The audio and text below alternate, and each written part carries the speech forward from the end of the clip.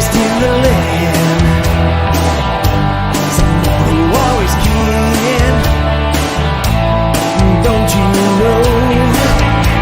Burrito.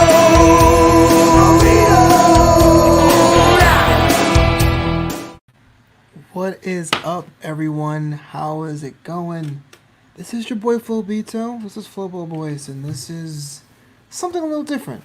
You know, I'm not really even sure what this is, but that's when you know it's fun. That's when you know you're in the sandbox, you're creating. This is Wassup Flobo After Hours. If you guys haven't heard of the classic show, and by classic I mean the original show. I'm not saying the other show is a classic. If you have not heard of Wassup Flobo, it's a YouTube series I have. It's a vlog.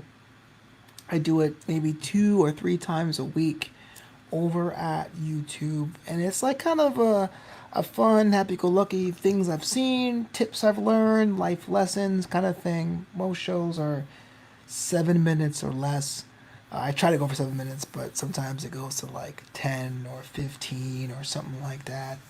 And it's fun. But I really wanted to have a show to expand on some of the things I talk about. I wanted a show to really dive into some things of what I believe in, or things that I really have an opinion on. And I was kind of wrestling with it, you know. I was like, do I want to do a political show? Do I want to do a news show? Do I want to do a comedy show? And I called my brother, and he's like, look, man, you can do all these brands until you're blue in the face, but when it's all said and done, you know, you want an extension of what you're doing, because you want to keep that creative juice going to something that cool idea outside of the studio, or that cool idea in comedy or writing. You don't want to get bogged down in having shows for the sake of shows. So what's up, Flobo After Hours? It's kind of more about me chilling, kind of more about me just hanging out and talking with you out there. What's up, JLJ Media? What? We're having, like, yeah, please leave a comment on that stuff. This is definitely going to be a little bit more of a chilled out thing. I don't know how long it's going to be. I got some things I want to talk to you about. It's after hours. My lights are off in here in my studio. Just hanging out with all you out there. This is streaming live on YouTube and Twitch right now. And by tomorrow, they'll probably be available on Spotify and iTunes. And you guys can, like, subscribe and all that stuff. But tell a friend about the show. I'm experimenting. I'm trying something new, adding it to the podcast family. So what that means in the meantime, once I'm doing these, What's Up Flobos will probably be about 2 times a week, not 3 times a week. And I'll get to have some fun with this.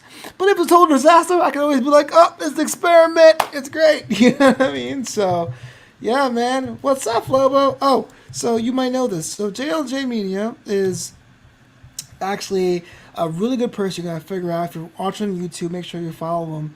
I got the name of the show from a mutual friend. In fact, it was at AfterBuzz TV, where I do some of my hosting work, where there is a beautiful, smart, intelligent, like, amazing person. Her name is Steph Sabra. That works at AfterBuzz. And every time I walk into the studio, didn't matter what time, she'd be like, "What's up, Flobo?" And I thought, man, that was just so warm, so inviting, you know. That's what I went with, because I felt like it's just me talking in front of the camera, things going on. Just a little disclaimer, I'm not a political person sometimes, though, because the world's full of politics. Things do get a little bit messy as far as, like, cutting it out there. My comedy doesn't even touch it. But yeah, just by issues of the day, I feel like that kind of bleeds into there. So I want to say, as the background, I grew up in a 2-party household. My dad, he is a registered Republican. My mom never voted, but she's a liberal. So I grew up not having a political opinion at all. So it's kind of hard for me as an adult, because I think a lot of us, we have a side we grew up in, and then we learn things that reinforce what we believe. We learn things that contradict what we believe. And if you're on that path, then you can really decide which one works for you. I'm not getting too much into that. But I want to see what happened to me this morning. In fact, I had this email, because I'm dabbling more on Instagram more than before. I have a couple pages. I have Flobito. That is my main page. That is my personal page. I have DJ Flobito. That is my DJ job. uh, in Southern California. I'm a mobile DJ. I'm a wedding DJ. So DJ Flobito.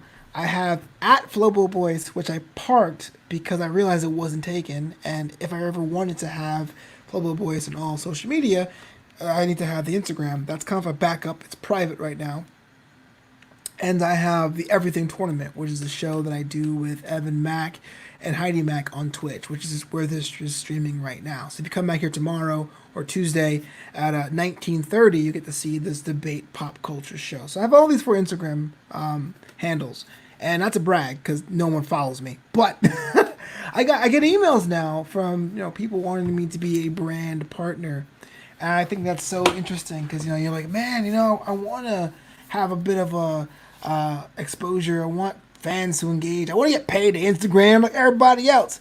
I realize it's a fantasy because what happens is these ambassador programs are nothing more than, just buy from us at a discount, post on your Instagram, and hopefully people follow you and they buy more of that stuff at a discount. Like, you're not getting paid and you're paying to play, which is dumb. And side note about me, about pay to play. Very similar to MLMs, multi-level marketing programs and stuff like that. Your Avons, your Amways, your Mary Kays. I don't like them. I can't stand them.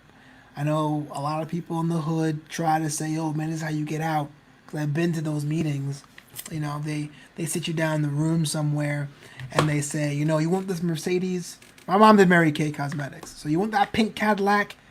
You got to move these units like they're crack, And I remember growing up, having my mom having to meet like monthly and quarterly sales quotas would like break her back trying to save money to buy the merchandise because she wanted to qualify and not be the last person in her team because it's all peer pressure, and we had cosmetics spoiling in our basement because you can't move product that fast because Mary Kay Cosmetics is mail order and it costs more than everything else. So to this day, as an adult, if someone says, "Hey, do you want to do any MLMs?" I get upset. I'm a fan of the LA Galaxy, for example. They're a soccer team here in Los Angeles.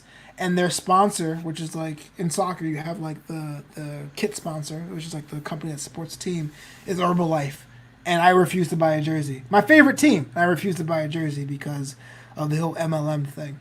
But the idea is when it's pay to play, because at MLM you have to like buy the starter kit, whatever the starter kit is, whether it's like a skincare line, whether it's your first Ganoderma mushroom serum or whatever. You gotta buy the kit and then use it to sell. I always balk at. So these Instagram sponsorships always hit me up. Like, "Oh man, I saw you on DJ Flobito. You're killing it, bro.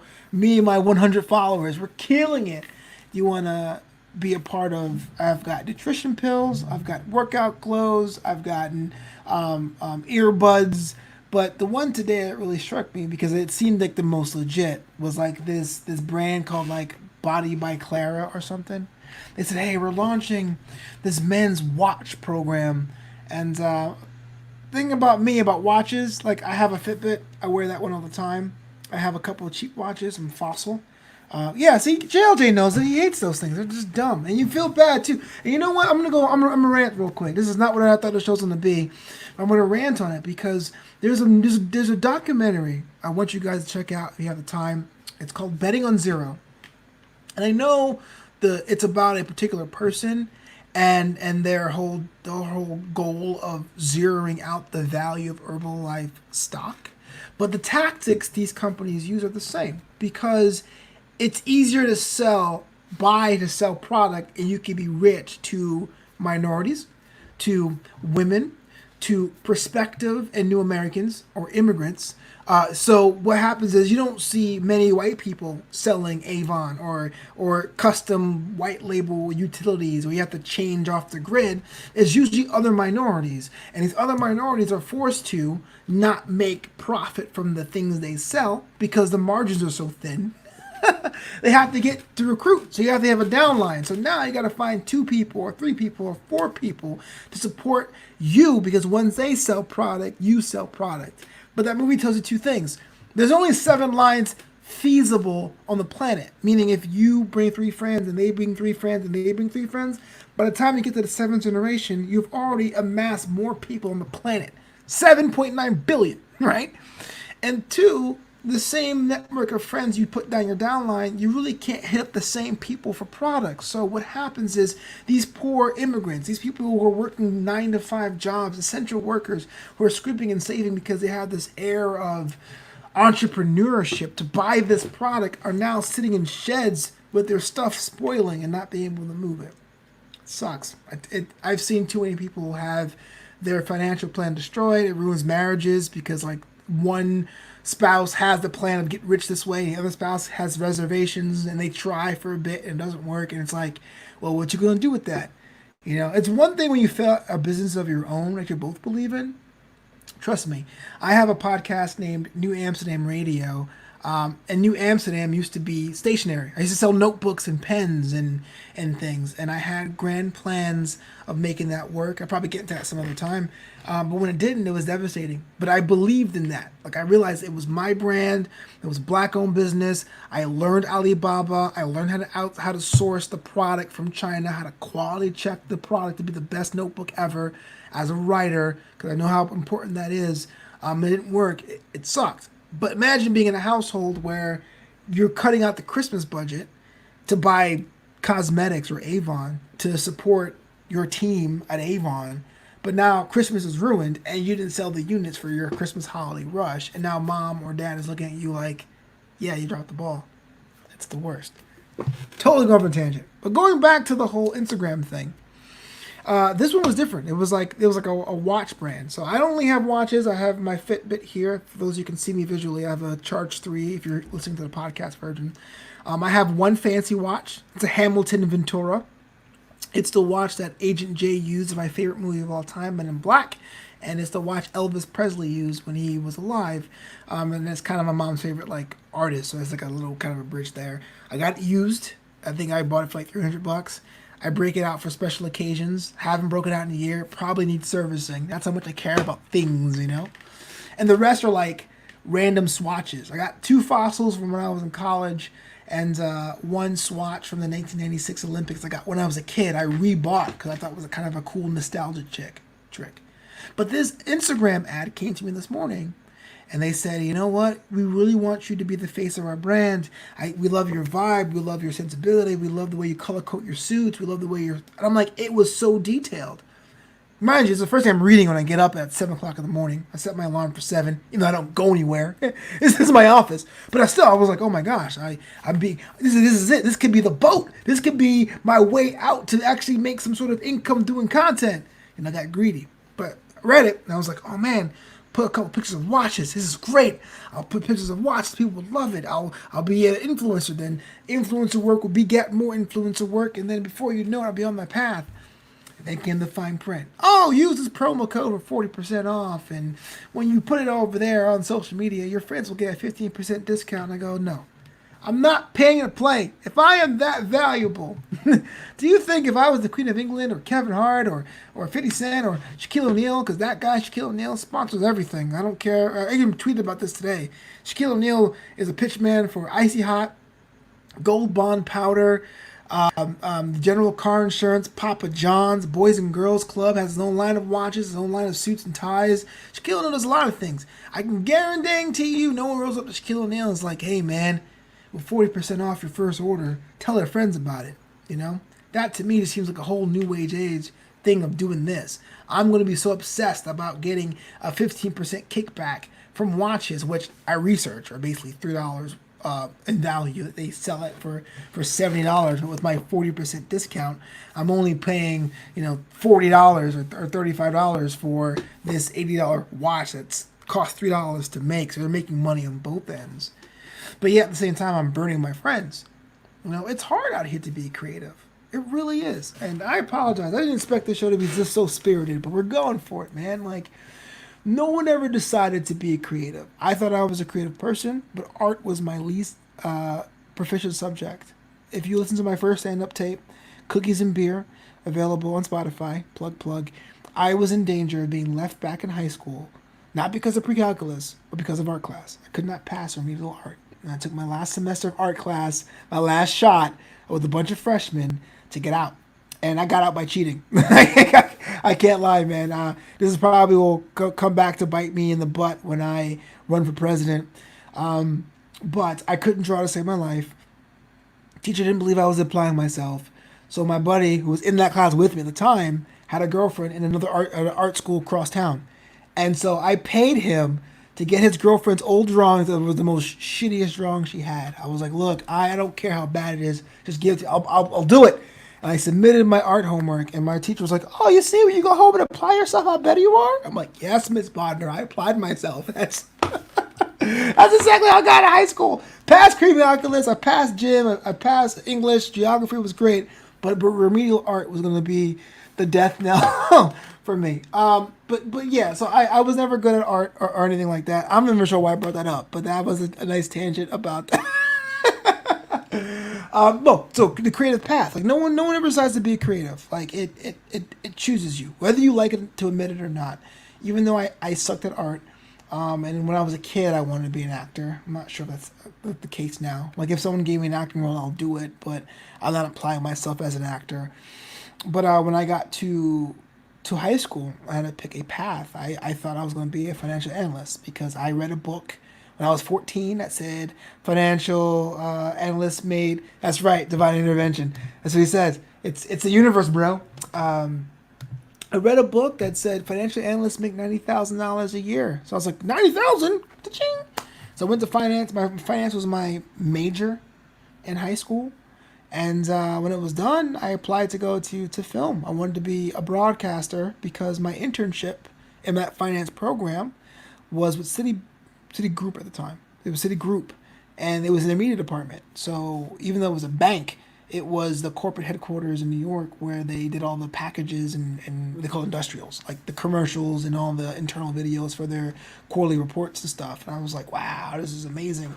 And so I just took that look to go into creative. So I went into television editing. I was a journalist at first in college. Yeah, so I don't say it in parties. I don't say like, hey bro, I'm a journalist. It's like, I did little news reports. If you're on Patreon, I actually had my first ever on camera appearance. And I'm like 19, 380 pounds, sweating in the Florida sun, hair slicked back with gel because it was already thinning, doing a stand-up for Black History Month, because my school was in St. Augustine, Florida, which is a very country town. I mean, that was the first time I really saw Confederate flags wave around and stuff like that.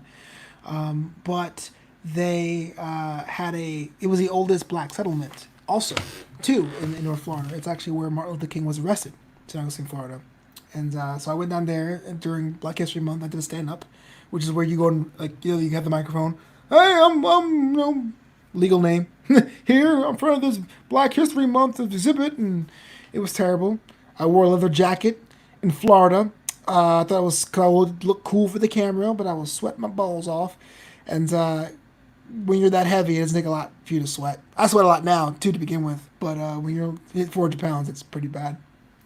And I loved it, though. I got into editing. I learned to edit really fast. And then when I got to graduate, I instead of going to a news job in Miami, I went to film school in Orange County, California. And I've been out here ever since.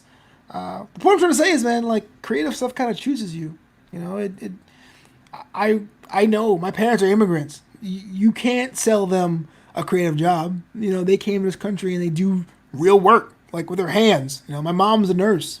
Oh, she was a nurse for 40 years before she retired. And my dad was an electrical engineer for the subway system. There's a reason why I have a subway map literally on my wall. There's a reason why I have a tattoo of a subway token on my shoulder. That's what the life they lived in. Math they understood. Science they got. Saying I wanted to make movies was like, it was bad. It wasn't bad. It was just a lot of hard conversations. The reason why I'm saying all of that is that it's rough, man. It's rough. So when someone comes up to you in an email and they say, hey, look, man, just be yourself, be creative, you get paid. You're like, tell me more. Oh, wait, go ahead in there and just sell these watches. You're like, oh, like, dang, I don't know, man. When you're out here in the pandemic, and I apologize if I got to be that guy, but I am also a small business owner. I'm a minority, surprise. I'm a small business owner, and I've seen how actual small business owners. I mean, those who make less than $100,000 a year. Micro small business owners got treated during this time. It's just appalling. You read so many people who pull in 2, 3, 10, $40 million a year, call themselves small, and they get a share of the loan program. There's this thing called PPP, which is payroll protection. Whereas a small business owner, you can say, here's a loss of wages and income for my workers. I'm self-employed. I'm a sole proprietor. So it'll be me in this case. Here's my expenses. Here's my income. Here's what I estimate what that would be. And I think you're entitled to 2.5 of that. So, like, the money I was asking for was, I mean, not to get into, like, the whole nitty-gritty of it, but less than 15,000, maybe even less than 10,000. And I applied for that loan 3 times.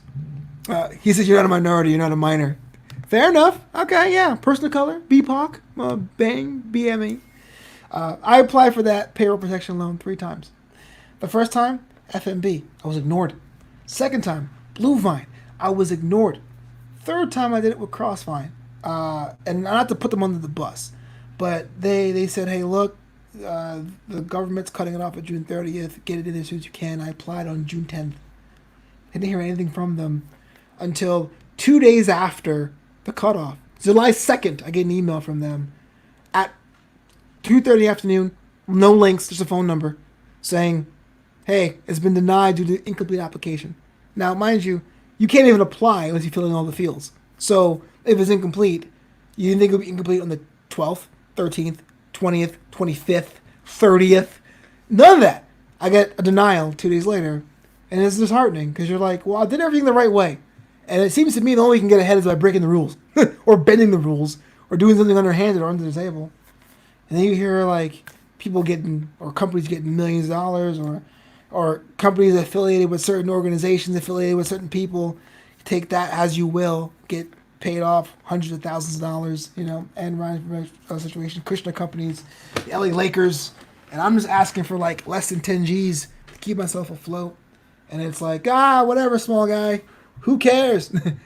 And and it's weird how disproportionately it is for people of color. I think it's 40% of, I think it's 45% of white people got a response, and 11% of minorities got a response for approval or denial.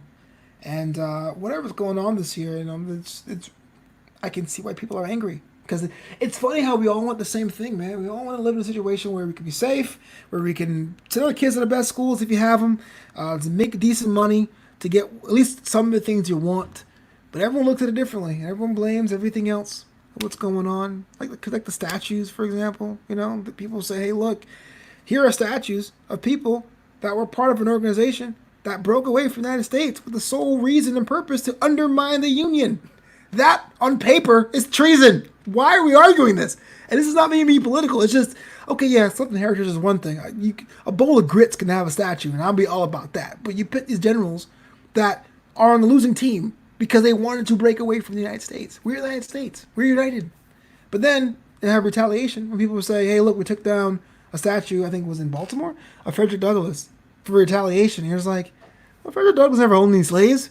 He wasn't part of the Confederacy. Like, it's not about the statues. What it is about is people are getting more upset about statues being hurt than people. I digress because it's not a political show. But yeah, it's hard for small business owners out here, man. I can see why people are getting more political minded. This time last year, I ran for political office and it didn't work out. It was a really rough experience. I actually talked about that on a regular episode of Wassup, Flobo. I saw the worst of everything on a very, very small scale, hyper-local scale. I'm talking unofficial meetings. We're talking people pooling their money together. We're talking about special interest groups, which I got an endorsement from. I got an endorsement from a special interest group the day before the election, which didn't help me at all. Or the fact that people are trying to buy votes by rolling up to polling places with hamburgers or discount cards and stuff like that. And I saw all that stuff happen on a small scale. And I was like, I'm kind of glad I didn't win. But it's kind of the same time, it's like, well, the people who did win were just people who look like me. I live in a neighborhood that's considered a transit neighborhood. People come here when they're young, or they're trying to get cheap housing. Because if you didn't know this, I live in Palms. And I'm getting to the weeds here. This is very important though. But it's in LA. Housing's pretty bad. It's not out of houses. Those are very expensive. Palms was a very pocket neighborhood. It wasn't quite Culver City, which is like a incorporated city, and it wasn't quite LA towards Century City. So it was like this really cheap pocket where it had a lot of older apartments and things. So the early part of the decade, a lot of people like myself, professionals in their 20s, would roll in there, a couple of years, have a kid, and bounce. But I stayed here for 7 or 8 years because one, it's rent controlled. I'm paying for a one bedroom that most people pay for a studio these days. And two, it became my home. And so in 2016, everyone's like, young people don't care about our politics. I don't really care about politics. I care about my house. I care about my safety. I care that as a business owner in this neighborhood, there's no resources for business owners. There's no like Rolodex for things. There's no way for me to call up a vertical position business. Meaning, if I sold notebooks, for example, and I ran a boutique that sold knickknacks, there should be a way for me to call the knickknack store and say, hey, you have a room for books? Hey, I'm a DJ. Hey, you party rentals. Let's collab. And that's that was my main platform, is I have a giant Cyberdex or Rolodex or whatever, and an Instagram basically making us look like Inside Out, but Inside Out Palms. Now, I know that because it's legal funds, you can't do that in the city. It has to be approved by the state and all that stuff, city by city council and all that. So that wasn't going to happen. But my constituents didn't care about that. They wanted trash cans in front of their stores. They wanted a hotline to call if someone who didn't have a house, who was homeless, decided to pop a squat in front of their store. They wanted to be able to call the cops on speed dial, have them moved away. My ideas are too ambitious, which is fine. So having an idea that I thought was great and valid being invalidated, mixed with seeing all the mechanics of politics of like meetings and inside club, outside club, protest votes, people show up with one issue every month, that kind of thing. And to me, that was kind of, it already jaded me. But I ran. I was Boyce in the Hood, Flobo Boys for neighborhood council. I knew it was rough. But I see why people are getting into politics more because they're just fed up, man. And I don't know, because people are saying this. They told me that now, in 2020, it's just pretty rough for people. Or I'm at the age, they say, where you have a political awakening. In your 20s, you don't care as much. But as a taxpayer in your 30s, you're like, I don't know what it is. But I've gone from absolutely apathetic to caring about stuff. And I hate it. I love not caring about things. I love having a president in office and going, man, he crazy, but whatever. And that's not a partisan thing. I felt that way with Obama, with W. Bush, with the first Bush, with even Reagan. I was around when he was around. It was like, oh, this is president in office. Doesn't matter what he does. I'm cool. But like, for example, and this is probably on my way out of here because I've gone around the gamut talking about MLMs and the president and stuff. So you guys hear about this thing in NASCAR the past couple of weeks about the Confederate flag. Bubba Wallace, the only black driver in the circuit, goes on CNN and says, I don't think there should be Confederate flags. I agree. Again, it's an organization that, one, lost, two, was a country that wanted to break away from the country that we are in. So 2 days later, they comply. The week of, Bubba Wallace sees a rope hanging in the garage, and he thinks it's a noose. It looks like a noose, right? So we think it's a noose, and what we saw after that was a huge display of drivers in NASCAR showing their support, basically saying, hey, look, that's not who we are, and if you guys can Google this. Like, all the cars came up to the front line, they all walked with Bubba, they hugged him, they gave him high fives. Basically, they were here for the love of sport. I don't quite get NASCAR as a sport because it is long, but I understand if you like motorsports. But I went to Daytona because in college I lived an hour away from Daytona a couple times, and it's really real. Like, not to the point. So my friend who took me there actually called me up and apologized. He goes, hey man, I'm sorry that I took you out to Daytona and saw all that Southern Confederate flag imagery. And I said, I'm glad I went because as someone from New York, it's very easy to see the stars and bars and be like, evil! But it's really hard to really hate people when they're like sharing cans of beer and, eating bologna sandwiches to have enough money left over to buy tickets to a NASCAR event. So it's like, again, we're just people that's trying to survive. It's just that they feel that this is harmless and it's not. So I'm kind of glad I went. But so NASCAR, I think I needed it. NASCAR didn't need to have that stuff removed to give more people a shot to see it. Turns out though that the rope wasn't a noose. It was hung. Wait, hung, hanged. People are hanged. Things are hung. It was hung in the garage beforehand, for months beforehand, and it was discovered this week. So it was a mistake. FBI closed the investigation. Kind of awkward. I saw some of the jokes. Okay, yeah, well, whoopsie. But the president of the United States, I don't understand. And this is what I'm talking about like, I didn't mind who was president until now. The president of the United States says the guy, Bubba, should apologize for what he saw and how he reacted. You know? Like, first of all, you're the president of the United States. You are the most powerful person, well, at one point, on the planet. You're taking the time out of your schedule to say, hey, you over there, citizen, apologize. It's just weird to me, man. It really is. And there's a whole thing about dog whistling and talking to your base. But of course, Bubba, and being as mature in the situation as he can, says, hey, look, follow love with hate, even if the hate comes to the president of the United States. I'm sure it was a mistake. I mean, you know what I mean? I'm sure he didn't want to stir the pot up like that, but it happens. But I just find it weird that we accept Twitter tweets as policy from heads of state, and we get a chance to have personal citizens dragged, bro. Just weird.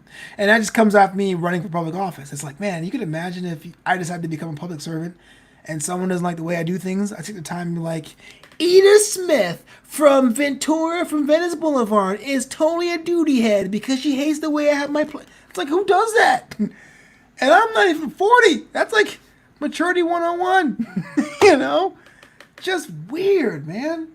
Just weird. I've ranted way too much about that and about this. So this is What's Up Flobo After Hours. I'm thinking about doing this weekly, you know, just to chill out, go a little bit longer than the What's Up Flobo show.